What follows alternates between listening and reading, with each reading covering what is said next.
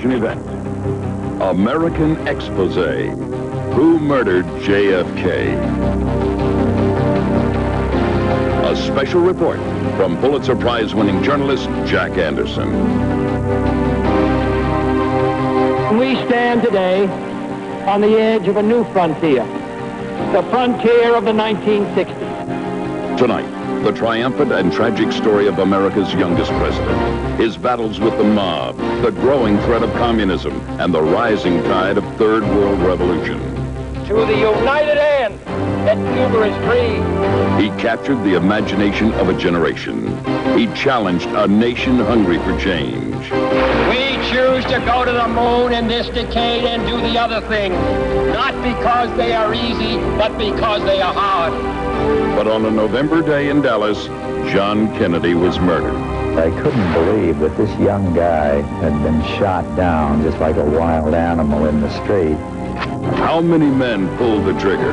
How has this conspiracy been kept secret for 25 years? And why are people still being threatened and killed for what they know? Tonight, Jack Anderson exposes the crime of the century. From the rooftops of Havana to the back roads of Louisiana, from Washington, D.C. to the city the mob built, you'll meet presidents. I was shocked. I couldn't believe it. Watergate burglars. If anybody could kill the president, it would be me. CIA operatives. CIA was blamed. Flamboyant lawyers. Lee Oswald left a suicide note. Convicts and corporate heads. It was more sexy to call it a wiretap. Private eyes. I worked in the Watergate for George Bush. And private citizens. The threats war even against my children. It's a roller coaster ride of power and politics that changed the world.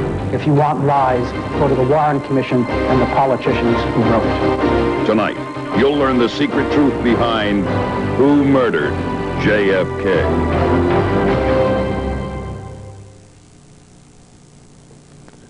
The President of the United States personifies this country. To the rest of the world, he embodies all that is good and bad about us.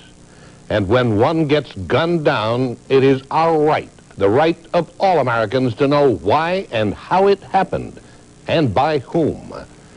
In the case of John F. Kennedy, we have been denied that right. The government has sealed the most sensitive files on the Kennedy assassination, the key CIA files, the critical FBI files, all in the name of national security. By the time these files are jarred loose from the agencies that could be embarrassed by them, the information will be ancient history, and only the historians will care. But we care now. There was a conspiracy to kill President Kennedy, and for the last 25 years, there has been a conspiracy to cover it up. Tonight, we're going to give you the details of both conspiracies. Lee Harvey Oswald. For these 25 years, we have been told officially that he was a lone assassin, that his finger alone, for his own warped reasons, pulled the single trigger that killed Kennedy. We have evidence that was a lie. We have evidence there was at least one other assassin. And we have evidence that Lee Harvey Oswald was ultimately a fall guy, eventually murdered himself because he knew too much. We have evidence that the Mafia was implicated in the assassination of Kennedy, that Cuba was involved, that a CIA plot to kill Castro backfired. We know now that President Johnson, just days after being sworn in, conspired to come up with not the truth necessarily, but with a quick story that the American people could accept during the national crisis. And of course we know now that this investigation conducted by President Johnson's friends, who composed the Warren Commission, has been so discredited that it is no longer taken seriously by students of the Kennedy affair. In fact, the Warren Commission lied to America, either inadvertently or by design. Despite the lies, the cover-ups, the whitewash, and the misinformation, details have filtered out over the past several years. And we're going to relate them to you tonight. But before we get into the details of these conspiracies, you'll have to know who some of the players are. The characters involved and the complexities of the story are as numerous and intricate as a Tolstoy novel. So get used to these names. You'll be hearing them over and over tonight. Johnny Roselli, our central character, hitman for Al Capone, and the mobster who eventually revealed the conspiracy. Eventually, he also paid the price. Sam Giancana, the boss of bosses with the Chicago mob, the link between the CIA, the mob, and the Cubans. Santos Traficante, head of the Cuban underworld and Florida crime boss, the big gun behind the mob's part in the plot. Carlos Marcello, who ran the Mafia's operations in New Orleans and whose turf included the fateful city of Dallas. Now, this reads like a who's who of the mob in the 60s. But there were other players. Lee Harvey Oswald, of course, the only man officials say was actually involved. Jack Ruby, the petty Dallas underworld figure, friendly with the local cops. He was ordered to silence Oswald. Fidel Castro, the Cuban leader, the target of the CIA plot that not only failed, but backfired all the way to Dallas. And a breakthrough in the story, Joseph Scheiman, legendary undercover cop, a man who sat in on the strategy meetings between the CIA and the Mafia. And tonight, for the first time, we'll talk about it. And finally, we'll be going live to Dallas to talk with Marina Oswald, who was then the assassin's wife. Tonight, in an exclusive live interview, she'll shed new light on Oswald's role in the assassination. Now, there's something you may have already guessed about tonight. Most of these people you see here are dead. Many died violently, knifed, shot, dismembered with chainsaws, all of them after the Kennedy assassination, and all of them probably because of it. So in the critical parts of the story tonight, we have taken the liberty of using dramatic reenactments of what actually happened. Now, they are carefully reconstructed from government transcripts, police records, and eyewitness accounts. In a moment, I'll be back with the beginning of this complex story, one of the most bizarre episodes in the nation's history.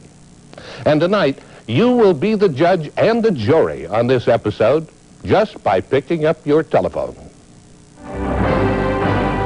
Dial 1-900-220-2300 to officially reopen the investigation. Dial 1-900-220-2311 to let the Warren Commission findings stand. In a moment, we'll return to Who Murdered JFK?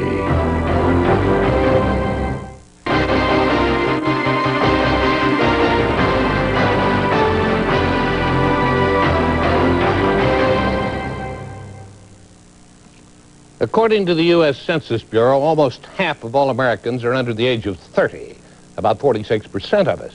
This means many of you, a great many of you, don't remember much, if anything, about the man and the president, John F. Kennedy. So we'll begin our story with his story. For those of you who are over 30, here are a few treasured memories. The Kennedy family was a Boston dynasty with a scrappy personality that often crossed the line between high jinks and high society. Joe Sr. made a sizable fortune as a bootlegger, yet he also served as U.S. ambassador to the court of St. James. He had a taste for power and groomed his sons for high office. Joe Jr., John, Bobby, Ted, all would distinguish themselves on the public stage. When a tragic World War II mission claimed the life of Joe Jr., John was next in line to carry the Kennedy torch to the White House. To lead us to a fruitful America, to a peaceful world for mankind everywhere, is the great senator from the state of Massachusetts, John F. Kennedy. Let me say first that I accept the nomination of the Democratic Party. The battle against Vice President Richard Nixon was hard fought. Against a candidate who reminds me of the symbol of his party, the circus elephant, his head full of ivory, a long memory and no vision, and you have seen elephants being led around the circus ring. They grab the tail of the elephant in front of them. John Kennedy came into office in 1961 with not only high hopes on his part, but on the part of everyone that worked for him. I was in the Kennedy administration as director of the Food for Peace program. The Kennedy administration thought they could do anything, that a democratic society and a great country like the United States could overcome any problem at home or abroad. Kennedy set a new agenda for America in space, I believe that this nation should commit itself to achieving the goal before this decade is out of landing a man on the moon and returning him safely to the earth. The fight for civil rights. Where legal remedies are not at hand, redress is sought in the streets, in demonstrations, parades, and protests. And he chilled the world when he confronted a nuclear threat in Cuba. It shall be the policy of this nation to regard any nuclear missile launched from Cuba against any nation in the Western Hemisphere as an attack by the Soviet Union on the United States, requiring a full retaliatory response upon the Soviet Union. Above all, Kennedy was a leader. He gave moral conviction to social change. But Camelot was soon to come to an end, one dreadful day in Dallas.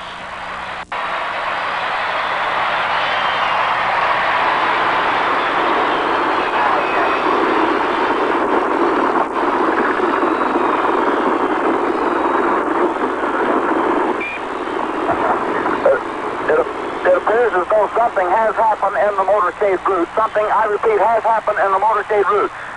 There's numerous people running up the hill alongside Elm Street, there by the Simmons Freeway. Several police officers are rushing up the hill at this time. Stand by just a moment, please. Something has happened in the motorcade route. Stand by, please. Parkland Hospital has been advised to stand by for a severe gunshot wound. The president's car is now going past me. The limousine is now traveling at a very high rate of speed. Secret Service men standing up in the limousine. They are armed with submachine guns. It appears as though someone in the limousine might have been hit by the gunfire.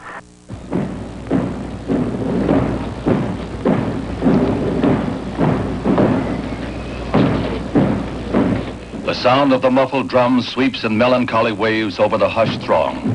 A hush broken only by a stifled sob, a murmured prayer. A whole people is lifted up in common sorrow and ennobled in their hearts. Down this avenue of sadness, they bring President John F. Kennedy, martyred hero, to lie in state under the great dome of the Capitol. Lee Harvey Oswald was the assassin. And second, the commission found no evidence of a conspiracy, foreign or domestic. When the Warren report came out, I, like everyone else, just accepted it. It was the official government report. It was only when I began looking into the details of the Warren Commission's investigation that I began getting a sense of outrage. 68% of the people in Dealey Plaza, told by the FBI to commit perjury, who saw something they will never forget, the death of their president in front of their eyes. They went forward and they told the truth. And that, I think, is the history of this whole case. If you want the truth, go to the American people. If you want lies, go to the Warren Commission and the politicians who wrote it. The character in the Warren Commission report, as you've seen, was Lee Harvey Oswald. He was strange, a contradiction leading many secret lives. Now, the person who probably knew him best was his wife at the time of the tragedy, Marina Oswald Porter. Good evening, Marina. Hello. Good evening to you, too, whoever you are. It's Jack Anderson, Marina. Okay. The Warren Commission and the media have portrayed your late husband, Lee Harvey Oswald, as a crackpot, a misfit, a loner. Now, you knew him better than anyone else. Were they right about him? Well, at this point, I have to say that it won't be proper for me to portray Lee as an angel or put halo on his head. But all those crackpot and very derogatory statements that were made just simply to suit the theory of Warren Commission. And I was uncomfortable with all those claims, but I think it was just simply convenient for them to put those labels on Lee so he can fit the theory of the lone loony assassin. Well, let me ask you this. Oswald posed with the rifle that supposedly killed President Kennedy. Then after the assassination, he left it for the police to find. Now, he may as well have left a signed confession. Is it possible someone persuaded him to pose with that rifle, then planted it as evidence against him? Or do you think Oswald wanted to go down in history as Kennedy's killer? Okay, is the answer to your first part of the question, are you asking me about the picture that he posed? Yes, Do you think someone persuaded him? No. I took the pictures myself. I don't know how many. Maybe 1, 2, maybe more. Did he ask you to take those pictures? He asked me to take those pictures. As an answer to your second part of the question... Do you think he wanted to go down in history as Oswald? No, not. He said that he left for police to see it. Are you talking about the rifle left in school book depository? Yes. Well, I do not, and nobody knows whose rifle this actually was, or he left or who left. We do not know. You think it's possible someone could have persuaded him to lead it or planted a rifle? Somebody could plant the rifle. It's not factual that he left it over there. Well, is he Nobody's seen it. Marina, was he the kind of a man who would have wanted to go down in history as the killer of a president? I ask myself this question 1,001 times, and I never could believe or make myself comfortable. Even I never have a. I never could buy. I'm sorry. Well, even idea about that Lee did not like or want to kill President Kennedy. Everything that I ever learned about President Kennedy was good through Lee, so I don't think so. Thank you, Marina. We'll be coming back to you later in the program with some more questions. But next, let me introduce the man who first made me doubt the Warren Commission report and started me on a 20-year search for the truth.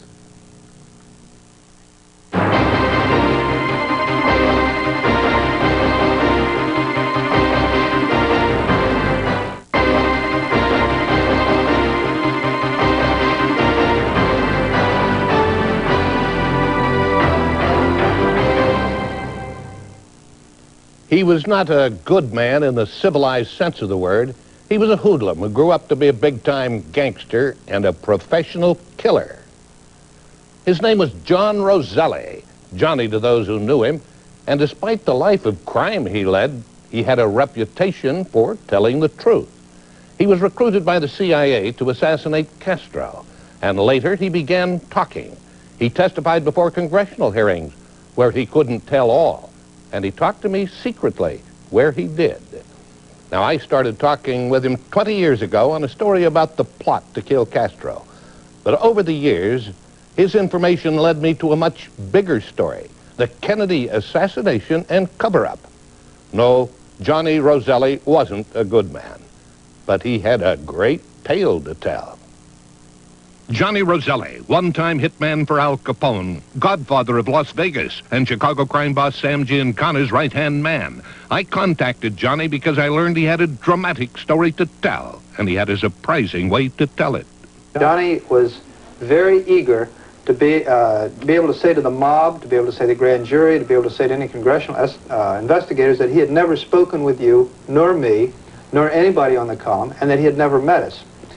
So Johnny's attorney set it up so that he would speak with Johnny, and we would be on hand. We would feed the questions to Johnny through the lawyer. The questions were propounded to me, and Johnny would answer the questions to me.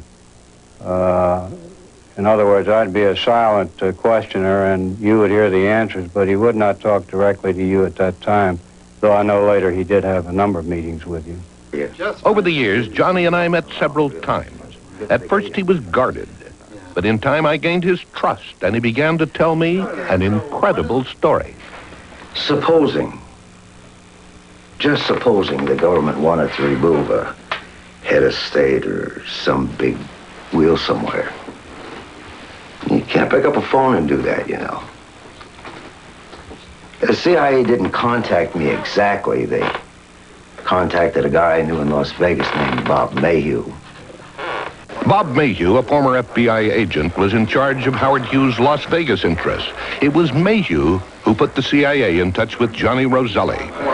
Sheffield Edwards from the CIA, who was my main contact, told me about the desire to get rid of Castro and asked me if I would consider making a contact with Roselli. My friend figured this was a good deal. We'd win some points with the government, win some points with our own people. I threw my part in gratis. Hell, we were working for Uncle Sam. What the hell? Anything for Uncle Sam. All you do is say, Uncle Sam wants it. Yeah, Johnny. Anyway, we went down to Florida. You know, you can't work in somebody's territory without a proper introduction. It's just not good. You got to show the men some respect, you know? It's really important. For the CIA plot to work, Roselli would have to enlist the aid of Santos Trafficante, Florida mob boss. But Johnny didn't know Trafficante. So they brought Sam in to Miami, introduced him to Trafficante. Sam Giancana was one of the most interesting guys, challenging guys, an arrogant guy, a real dem, dees, and dozer. He was a ladies' man. I never could figure out why the ladies liked him because he was so ugly. But he was a killer, killed many, many people by his own hand and ordered the killing of many, many others. We hooked up at Fontainebleau with this guy named Sam and a guy named Joe, and we got the arrangements all together there. It was at this secret meeting that the CIA and mob hitmen conspired to poison Fidel Castro. Pellets, powders, capsules, you name it. The problem is access. Getting close enough to Castro to use the stuff. That's not a problem. Access wasn't a problem for the mob. They still had a criminal underground in Cuba left behind after Castro's revolution. They gave me some poison, and I gave it to a guy who knew Castro's cook. The CIA said this was some kind of drug, make him look like he had a heart attack or died natural or something like that. There was a little clip down in one of the Florida papers, and Johnny told us about that. And Johnny said they went wild when they saw that he had had an indigestion. Well, apparently he'd just eaten too much at one of his non-stop suppers and had gotten indigestion. But it had not been, he hadn't been poisoned. And of course they were just crestfallen when they found out that it was mere an indisposition of the stomach rather than an active poisoning. But they had thought that indeed the cook had gotten through and had gotten him. We kept trying to kill that son of a bitch. 6 times we went for him. One time I went alone. The last time, I guess, was in '63. We sent in 3 Cuban snipers. Belgian rifles, scopes, the whole works.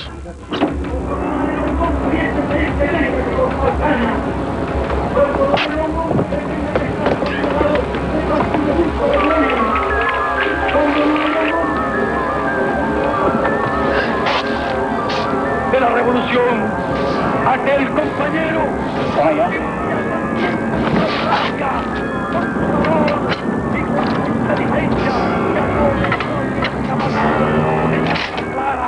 El comandante, arriba.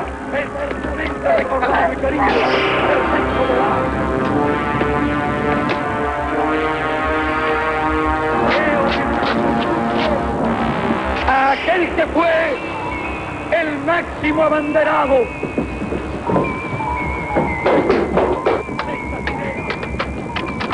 El tenaz defensor de la conciencia.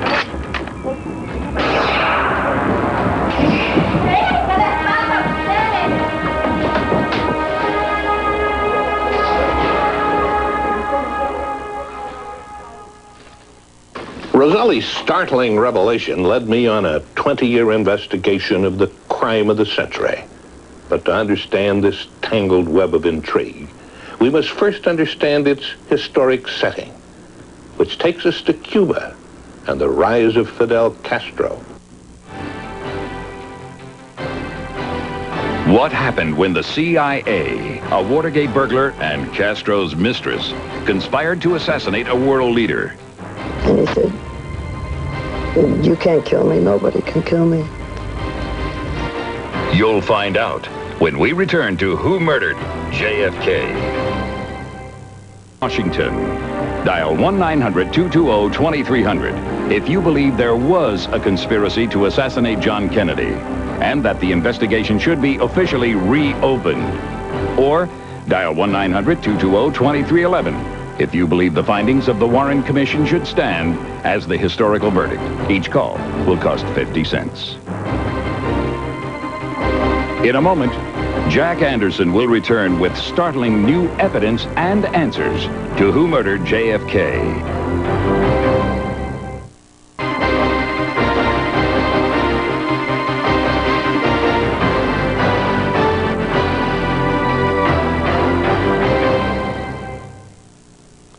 To understand the intricate details of the Kennedy drama, you must understand the times in which he lived and died.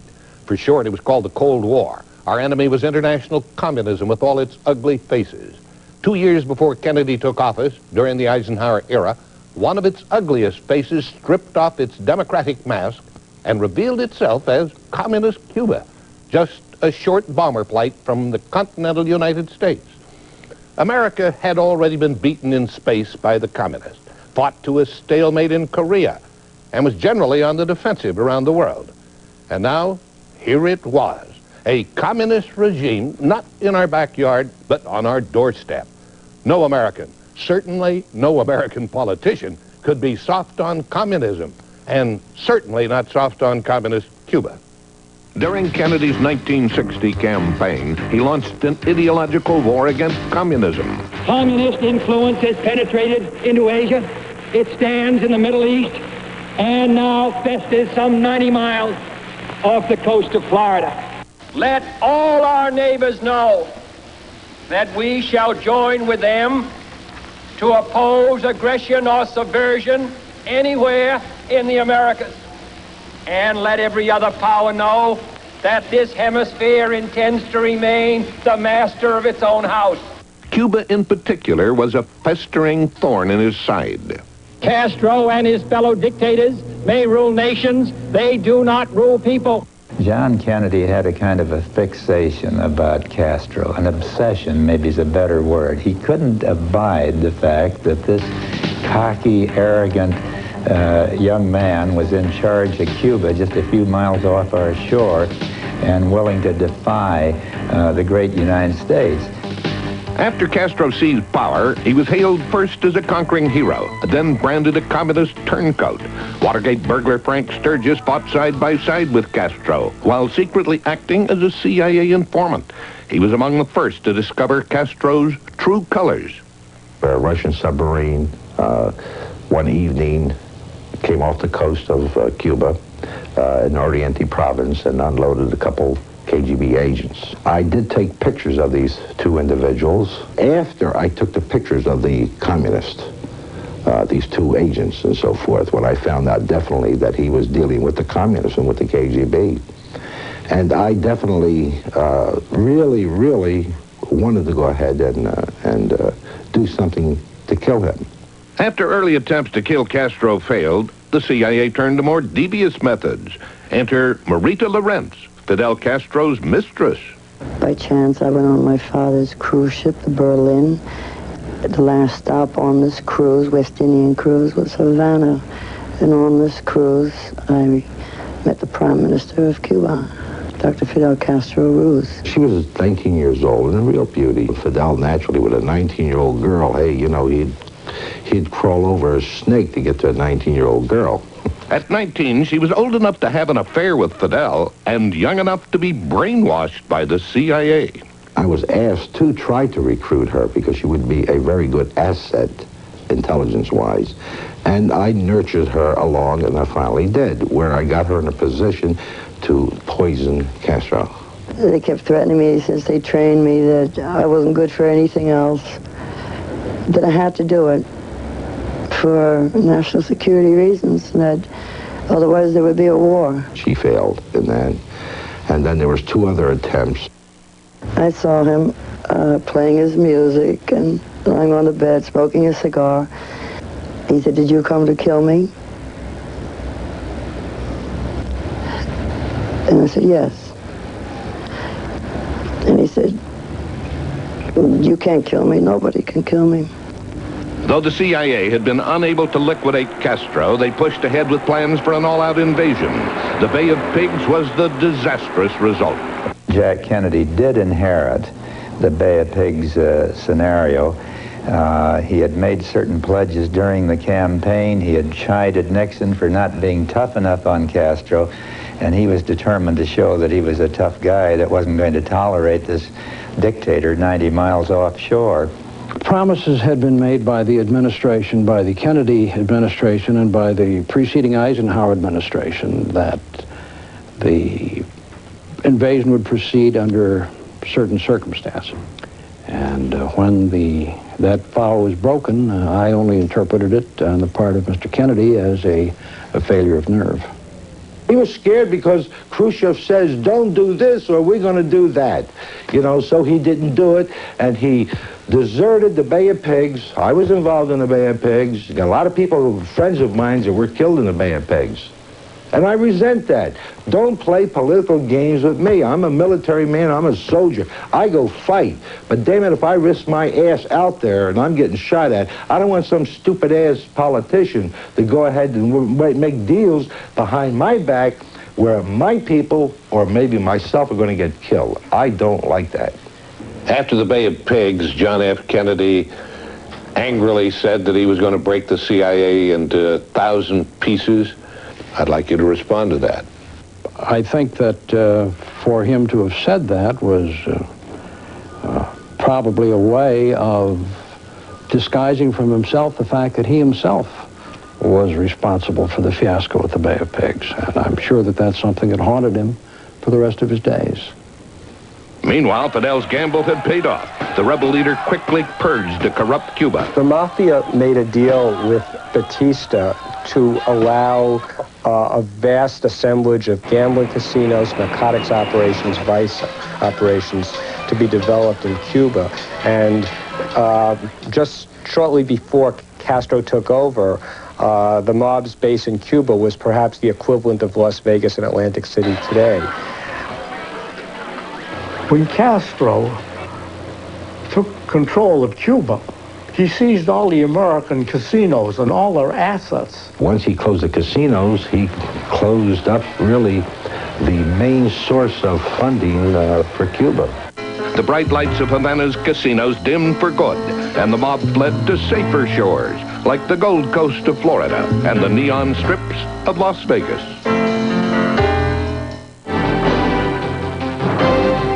The Kennedy brothers' unprecedented attack on the mob made headlines. Bobby Kennedy, during this period of time, was eating mobsters for breakfast.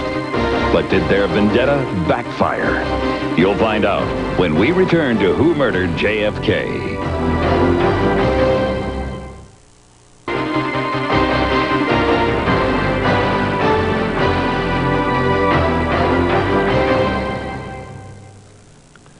As we have seen tonight, President Kennedy, with help from the Central Intelligence Agency, had made a mortal enemy just a few miles offshore. But foreign enemies have never attempted the assassination of an American president. The conspiracy to kill Kennedy found a powerful ally, and it was not foreign, but internal. This internal menace was merciless. It had a reputation for cutting down anyone who got in its way. But never before had it contemplated a hit on a president. But then, no other president had personally gone after it the way Kennedy had. Enter the mob.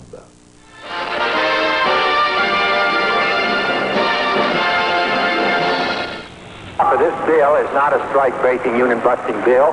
You're the best argument I know for it. Your testimony here this afternoon, your complete indifference to the fact that numerous people who hold responsible positions in your union come before this committee and take the Fifth Amendment because an honest answer might tend to incriminate them. In the late 50s, John and Robert Kennedy built their reputation serving on the McClellan Committee, where they investigated the pervasive influence of organized crime in American life. Mr. Heitler was burned to death, was he? I decline to answer. Can you, what grounds? On the grounds that it may tend to incriminate or lead me into something. Bobby Kennedy, during this period of time, was eating mobsters for breakfast. He was going after mob figures with all abandon. The investigation lasted from 1957 to about 1960, 1961. 1960, the year Senator John Kennedy was elected president with some unsolicited help from the mob, as former FBI agent Bill Romer explained. The Chicago mob, particularly under the auspices of Sam Giancana, worked very, very hard for the election of John Kennedy in 1960. In the opinion of Bill Romer, based on his interpretation of government wiretaps, Frank Sinatra may have played a role.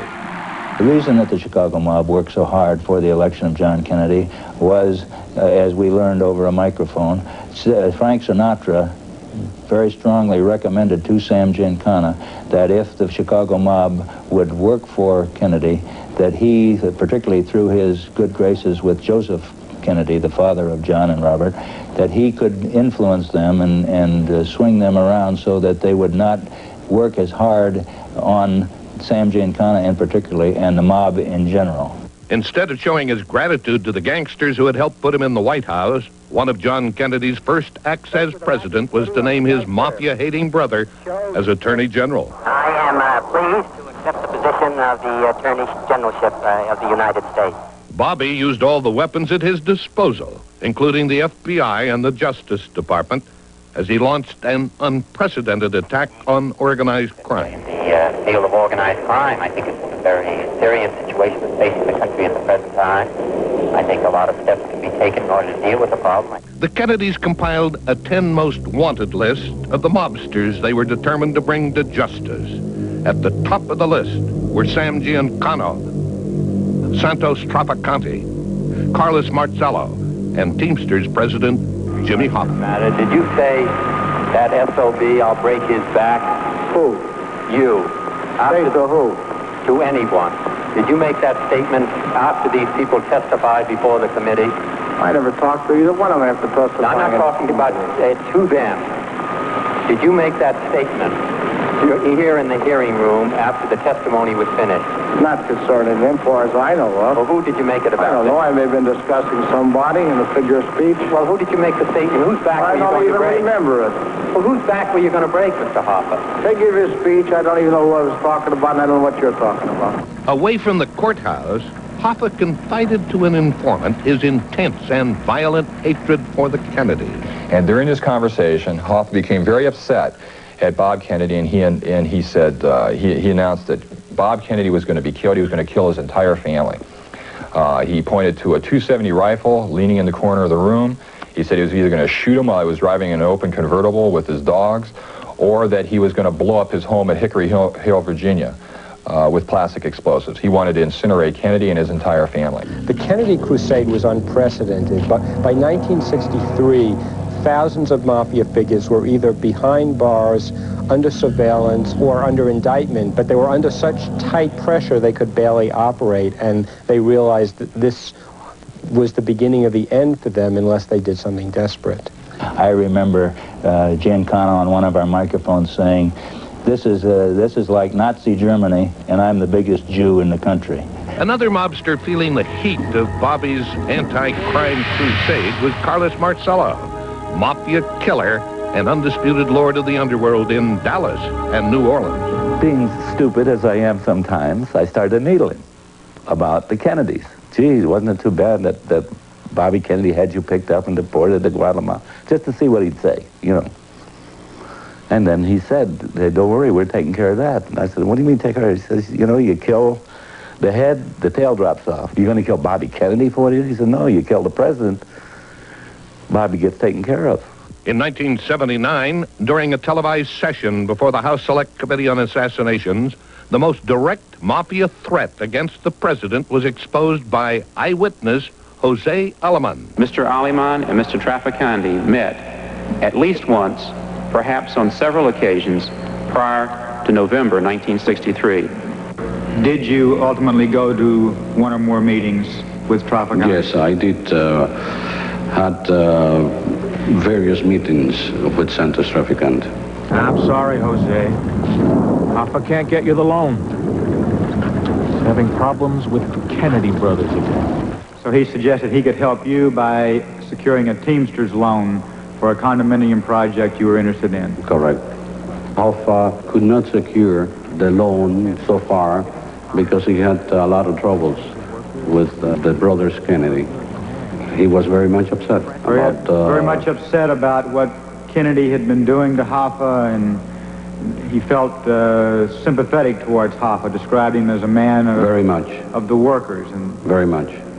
What did the conversation lead to next? Well, at one point, he said, you see, this man, he's not going to be reelected. He's been a man that has been giving everybody a lot of troubles, and he's not going to be reelected. You're crazy. He's got all the Democrats behind him. He's a sure thing. No, Jose. He's going to be hit. Well, he said, Jose, he's not going to be reelected. You don't understand me. He's going to be hit. Santos Trafficante, Jimmy Hoffa, Carlos Marcello. 3 men with both the motive and the means to kill the president.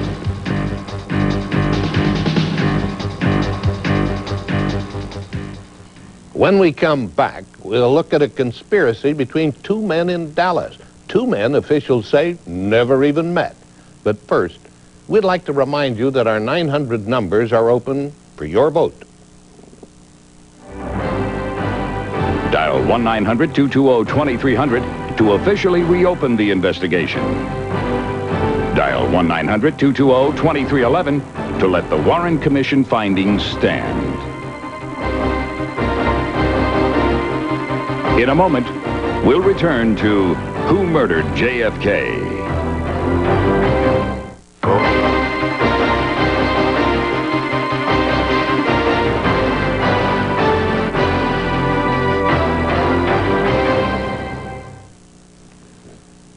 Adversaries were beginning to gang up on President John F. Kennedy. The Mafia wanted him out of the way. Cuba was in a vengeful mood for all the CIA plots against Castro, and these 2 powerful forces were coming together. The finishing touches were put together where the assassination would take place, in Dallas. We know of at least 2 players in Dallas, Lee Harvey Oswald and Jack Ruby. For the last 25 years, we've been told that Oswald and Ruby had never met before the assassination.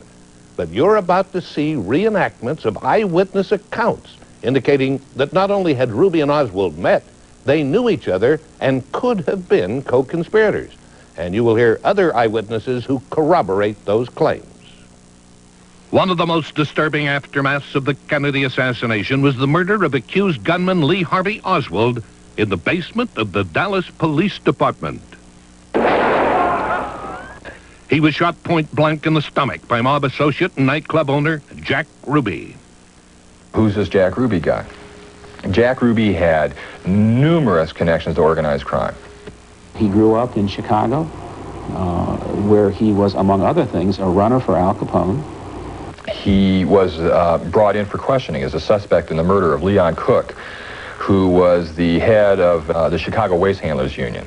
There was not enough evidence to hold him in custody, and so he was released, and he immediately went to the Chicago Waste Handlers Union. He got a job as an organizer with Paul Dorfman, who was the man who was responsible for introducing Jimmy Hoffa to the Mafia in the Midwest back during the early 1940s. During the late 40s, the Mafia decided to take over the rackets of the Southwest, and Ruby was one of a group of about a dozen Chicago hoodlums who came down to Dallas with the mob. Jack Ruby, organized crime figure. But there are others who paint a different picture of Ruby. I think the best description would be he was a gopher. The fellow would go for sandwiches in the police station. He was an oddball, a screwball. He was a well-meaning fellow. I think he was mentally ill. Jack Ruby was a hanger-on in the Chicago mob, but he loved the ambiance. He loved the glamour of the mobster. Several witnesses told the FBI that when you set up illegal gambling in Dallas, you had to clear it with Jack Ruby. He was pretty much controlled the fix of gambling between the police and the mob in the city. He was a person that tried to get on the good side of any police officer that he met. The police allowed Jack no favors, anything like that at all, and he never paid them off. He might give them a cup of coffee or something, but Jack liked to think he was in with the police. It gave him a feeling of importance, of being special. He had a in. Jack Ruby's victim, Lee Harvey Oswald, had an equally bizarre past, with shadowy connections to espionage and organized crime. He was a man whose short life was marked by contradictions. At the age of 17, he joined the United States Marine Corps. When he was 18, he was sent to the top-secret airbase at Asugi, Japan. Some say he was working for military intelligence. The first time I met Oswald, I felt he was working for somebody. And I felt at that time it was naval intelligence by his obvious knowledge of my background. After receiving an early discharge from the Marines, Oswald traveled to Moscow in 1959, renouncing his U.S. citizenship and proclaiming his intention to sell America's defense secrets to the Soviets. While working at a radio factory in Minsk, Oswald met and married Marina Oswald, the niece of an alleged KGB official. In June 1962, Oswald returned to the United States with his wife and infant daughter and settled in Fort Worth, Texas. That in itself says that somebody was giving Oswald highest priority, either because we had trained and sent him there and they went along and pretended they didn't know to fake us out, or in fact they had incalcated him and sent him back here and were trying to fake us out that way. But he got a green light that no other American had gotten at that particular point in time. In 1963, Oswald moved his family to New Orleans, where he founded a local chapter of the pro-Castro Fair Play for Cuba Committee. What are you advocating? We advocate restoration of diplomatic, trade, and tourist relations with Cuba. Curiously, he shared an address with the city's most virulent anti-Castro organization. I would very definitely say that I am a Marxist. That is correct. The unconventional life of Lee Harvey Oswald would take yet another strange turn. We knew, for example, that Lee Harvey Oswald was in fact connected to the mob in the following sense. His uncle, a man named Dutz Moret, is a gambler and was connected, at least loosely, to the Carlos Marcello family of the mob in New Orleans. His mother had some very mysterious connections to the Marcello operations down in New Orleans. The only thing I'm sure of is that I did not kill President Kennedy. And another thing I'm sure of, I did not raise my children to kill. And Oswald was also very close in 1963 with a man named David Ferry, who was working on a daily basis for Carlos Marcello in the fall of 1963. At the far right is David Ferry in uniform. He was head of the New Orleans Squadron of the Civil Air Patrol. One of his cadets was Lee Harvey Oswald. When Bobby Kennedy had Carlos Marcello deported in April of 1961, around the time of the Bay of Pigs invasion, it was Ferry who flew Marcello back into the country illegally. In fact, an informant witnessed Oswald in Marcello's headquarters, the Town and Country Motel in New Orleans, receiving what appeared to be a payment from a Marcello lieutenant. This is a scandalous story because Oswald's relationship with organized crime was totally withheld from the American public and from the Warren Commission that investigated the assassination by J. Edgar Hoover, who was calling all the shots. 2:30 a.m., the Lucas B&B restaurant. Only 12 hours before the assassination, two waitresses witnessed a meeting between Jack Ruby and a man they identified as Lee Harvey Oswald. There we are. Thanks. But witnesses claim this secret meeting may have been only one of many contacts between Ruby and Oswald. Thank you. Yeah, take care of it. Testimony suggests a more involved relationship between the two men. Fall 1963, Dallas, Texas, just weeks before the fatal day.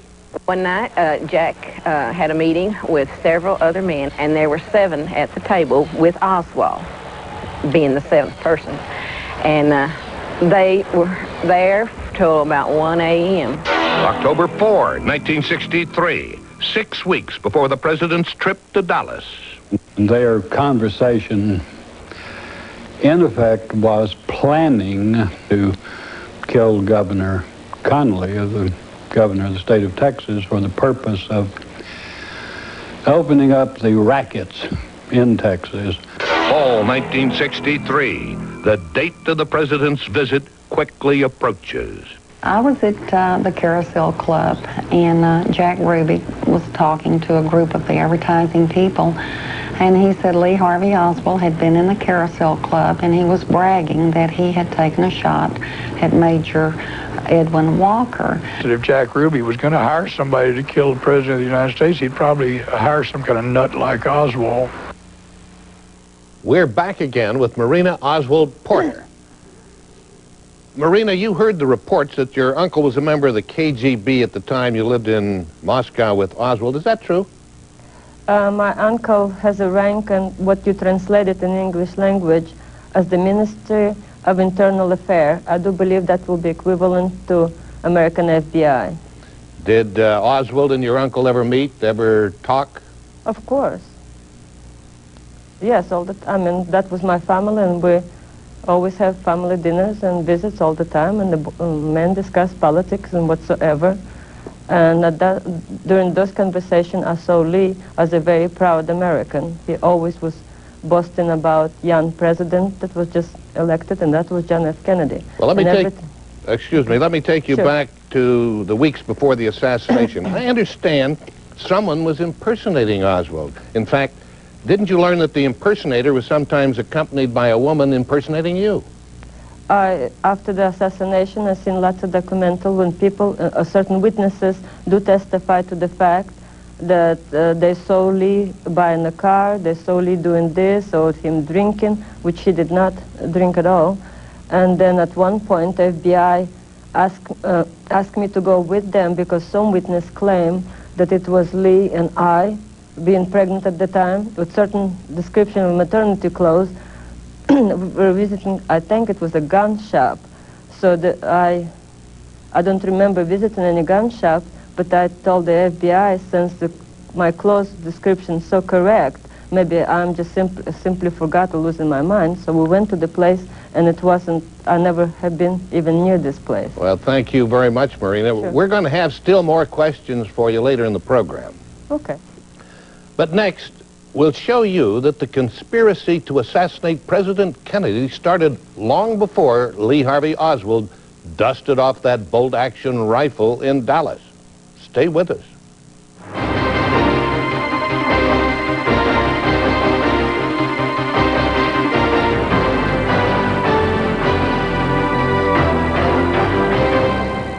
Line poll. Dial 1-900-220-2300 to officially reopen the investigation.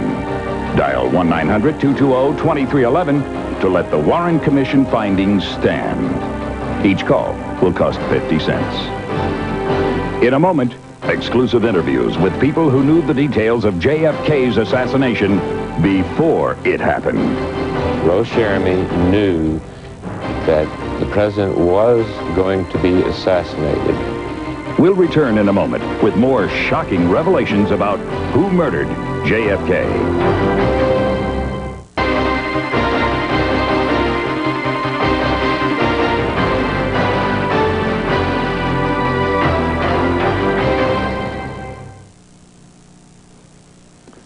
The conspiracy to assassinate President Kennedy had been brewing in Dallas days before the president arrived. The Warren Commission would later overlook this evidence. Obviously, so did the FBI and the Secret Service. But there were people who knew what would happen. One of the most chilling episodes in our story takes us to a desolate Louisiana back road, 2 days before the assassination. A waitress who worked the Seymour bars in Dallas and New Orleans French Quarter, Rose Jeremy, knew many underworld characters. Her employer in Dallas was Jack Ruby.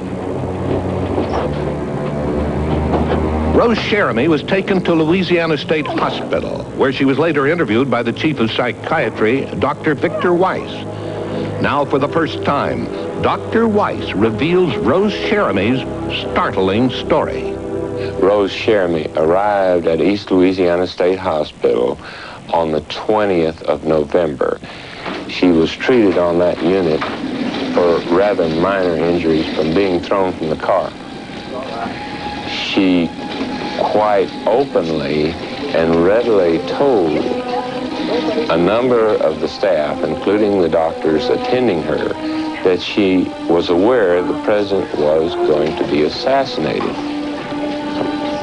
Go kill him. I gotta get out of here. I can't be part of this. You gotta listen. Okay, let's give it a shot. No, you Rose Jeremy knew that the president was going to be assassinated, and that it was common knowledge in the, quote, underground in New Orleans that this was to happen, that the contract had been let. You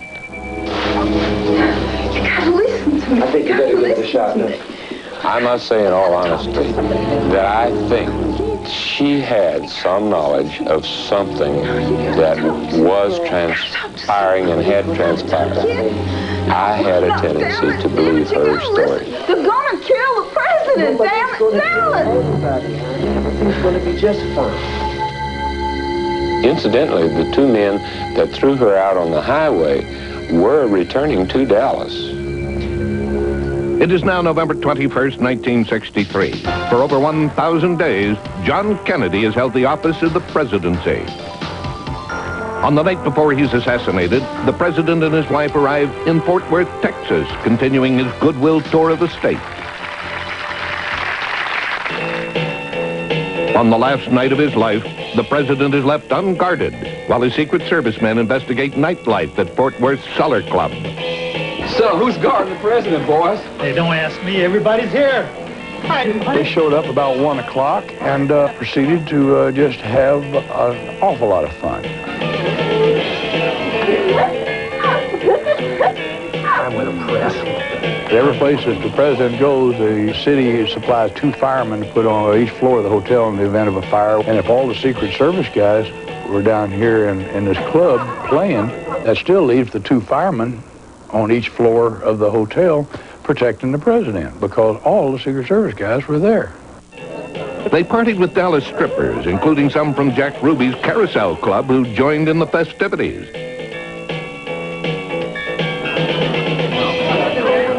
As the party heated up, so did tempers.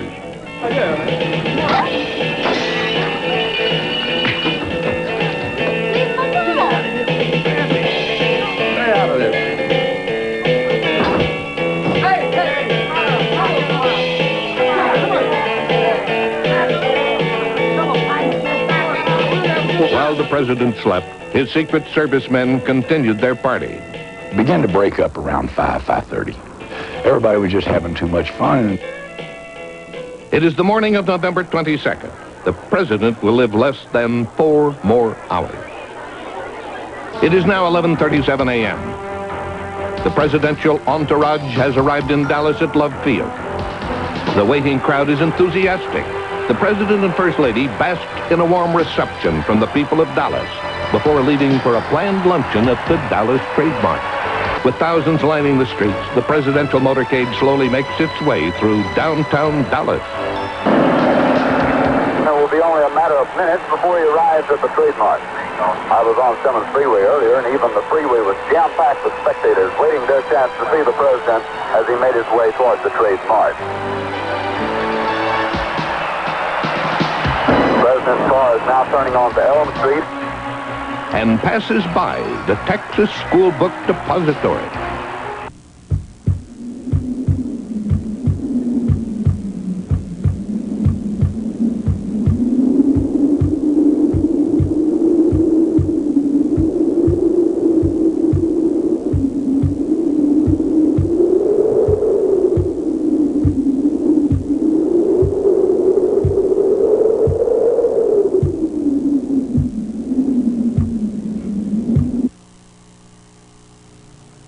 There are at least 2 questions here that were never answered. Why didn't anyone listen to Rose Jeremy? Why wasn't Oswald under active surveillance? The FBI knew he was potentially dangerous. They had a file on him, and they knew he was in Dallas. Now, those are just 2 of the many questions you might ask yourself as you decide how you're going to vote on the 900 numbers we've provided. You should know enough now to make your decision. But there is even more to know. Join me when we come back to see how modern technology is revealing there was a second gun that day in Dallas. Dial 1-900-220-2300 to officially reopen the investigation. Dial 1-900-220-2311 to let the Warren Commission findings stand. In a moment, we'll return to Who Murdered JFK?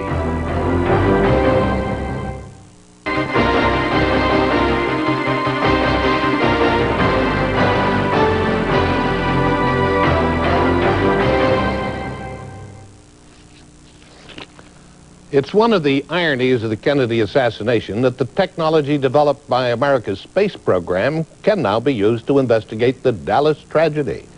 One of President Kennedy's pledges was to make America #1 in space, and that promise got our technologies rolling. Computer enhancement of photographs became a new science, and in this next part of the story, you'll see how we use that new knowledge to show that there was at least a second assassin in Dallas. This is Dealey Plaza in downtown Dallas, a perfect place to kill a president. Behind me is the Texas School Book Depository where shell casings and a rifle were found. Just 50 feet from where John F. Kennedy was shot is this picket fence on a grassy knoll. Could this have been a cover for a second assassin? I saw a man moving. He was the only thing in the whole area that was moving. And he was moving away toward the tracks from this in front of the School Book Depository rather quickly. And something said to me, go get him. Police officer Joe Smith also ran up the hill in pursuit of a suspect. The crowd followed Officer Smith running toward the elusive gunman spotted on the grassy knoll. I ran across the Elm Street to run up there toward that knoll. It was, and we were stopped by a man in a suit, and he had a overcoat on his over his arm, and I saw a gun under that overcoat. And his comment was, don't y'all come up here any further, you could get shot or killed, one of those words. A man wearing a suit was sighted behind the picket fence at the top of the knoll. He was quickly apprehended by Officer Smith. Stop right where you are. Don't you move now. What you doing here? Gentlemen, United States Secret Service. Okay, partner. It's all right. A few months later, they told me they didn't have an FBI man in that area. If they didn't have anybody, it's a good question who it was. A House Select Committee conducted the last thorough investigation of the John F. Kennedy assassination. This is where the committee believed a second gunman would have stood. Some eyewitness accounts and acoustical evidence agree that at least one bullet was fired from this spot. A certain policeman in Dealey Plaza had noticed the day before the assassination some individuals behind the picket fence overlooking Dealey Plaza appearing to be pointing guns over at the plaza as if they were, about to have target practice. At 3M's Comtel Corporation, a firm that specializes in photographic analysis through computerized enhancements, a study of the destruction of the president's brain upon impact proves beyond a doubt that the fatal gunshot came from in front of the president's car. Second frame of impact. It came from the grassy knoll. Third frame. Stand by. The presidential car coming up now. We know it's the presidential car. You see Mrs. Kennedy's pink suit. There's a As the motorcade rushed to Parkland Hospital, the Dallas Police Department rushed to judgment, sending a swarm of officers to investigate the 6th floor of the Texas School Book Depository. And the first unconfirmed reports say the president was hit in the head. That's an unconfirmed report that the president was hit in the head. Meanwhile, just a few hundred feet from the grassy knoll, 3 tramps are arrested hiding inside a railroad boxcar. As they're released by the Dallas police, this photo is taken. The man in the center strongly resembles Charles Harrelson, now in prison for murdering a federal judge. Some say the man on the left looks like James Earl Ray, convicted assassin of Martin Luther King. And many believe the third tramp is none other than E. Howard Hunt of Watergate fame. Comtel agreed. Photo enhancement showed a striking resemblance to Hunt. Where were you on the day that John F. Kennedy was assassinated? I was in Washington, D.C., and I have 3 witnesses who have testified under oath not once but many times as to my presence that day, all of whom are office associates of mine. Now I'd like to show you a picture taken of 3 tramps who were in Dealey Plaza on the day of the assassination. I'd like you to look at this picture, and I'd like you to tell me whether one of those tramps could have been you. It's a law of physics that you can't be in 2 places at the same time, and since I was in Washington, D.C., it's quite obvious I couldn't have been in Dallas. Still, some investigators are concerned about this intriguing letter to a Mr. Hunt asking for details about a meeting in Dallas. It was written shortly before the assassination, signed Lee Harvey Oswald. On the book depository 6th floor, police found 3 cartridge shells and shortly after a rifle which they identified as a Mannlicher Carcano. But a deputy sheriff, Roger Craig, insisted that he saw a Mauser which uses different bullets. He also said the rifle's brand name was altered. On the street below, law enforcement officials and amateurs searched the scene of the shooting, while another crowd gathered outside the hospital walls.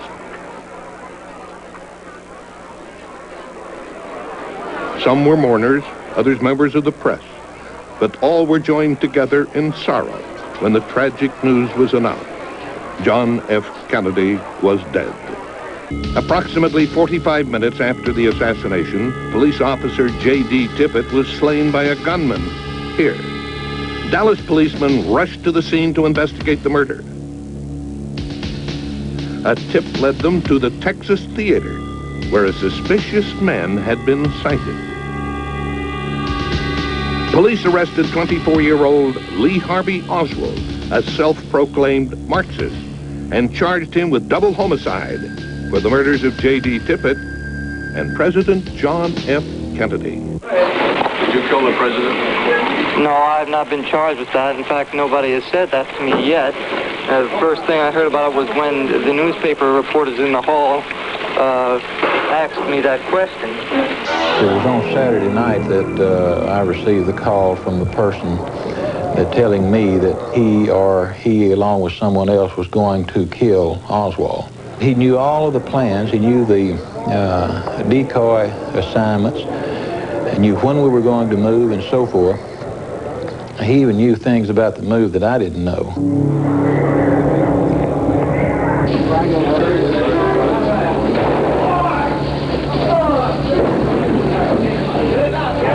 When I saw it on television and saw Jack Ruby shooting Oswald, then it seemed like almost instantly I realized that that was Jack Ruby I was talking to last night. He had no choice. Now, when the mob tells you to make the hit, you're going to make the hit. Complete conspiracy, Watson. If you knew the true facts, you'd be amazed at it. In what way? It'll be proven in a few days later what the charges will be filed against me, plus the fact of the assassination. Complete conspiracy against me, right? The commission always wanted to interrogate Jack Ruby. The Chief Justice and I, with 3 or 4 of our staff, flew to Dallas and interrogated Jack Ruby personally for about 5 or 6 hours while he was in the custody of the local authorities in Dallas. Gentlemen, unless you can get me to Washington, you won't ever see me again, I can tell you that. I want to tell you the truth, but I can't tell it here. Jack Ruby, when he was interviewed in Dallas, wanted to come to Washington. Do you remember that? Well, he was an odd person, Jack. Really a screwball. Did he appear frightened? I don't think Jack Ruby's story in that regard had any credibility whatsoever. We're back with Marina Oswald Porter, live from Dallas. Marina, you told the Ladies' Home Journal that you thought organized crime was behind the Kennedy assassination. How did you come to that conclusion? I didn't come to the conclusion just overnight. It took scrupulous, not research, but little by little, since it happened to me, I was interested what actually happened to me. And I read some books, I watched lots of documentals about President life, about Robert Kennedy life, about Edgar Hoover. And accumulation of those little evidence and the documentaries, all of a sudden when I was watching a movie about Robert Kennedy, when he was just portrayed, I mean, it was his life portrayed on television, and all of a sudden come to me that it wasn't John Kennedy that was supposed to be, the mob wasn't against John F. Kennedy, they were after Robert Kennedy, because he was against Mafia. Well, Marina, you may recall, Yes. Marina, you may recall that Oswald, after his arrest, told police he was a patsy. Now, was he a man who could be manipulated by others? I think all of us can be manipulated. Nobody a real exception. I think Lee was manipulated into he just had been, in my belief, that he was working for the government and he was just simply infiltrated groups that he was doing what he had been told to do. You think he was being used? I think so. From my own personal experience, I have been used just as well. Do you think it was organized crime that was using him? I don't think so. I thought earlier you said that you thought it was organized crime. Okay, I'm sorry. In my interview with the Ladies' Home Journal, I maybe didn't make myself clear, because when I read some reviews that they said Marina Oswald think that organized crime beside Lee Harvey Oswald were involved in the plot. I'm saying that right now that I do believe that organized crime was involved in the plot to kill John F. Kennedy. But I'm not saying that Lee was involved in the plot. He was implicated in the plot. And you think unjustly so? You think that he may not have even pulled the trigger? Absolutely. Well, after the assassination, you became the Warren Commission's star witness against your late husband. Your testimony, more than any other evidence, helped the commission reach the conclusion that he was a deranged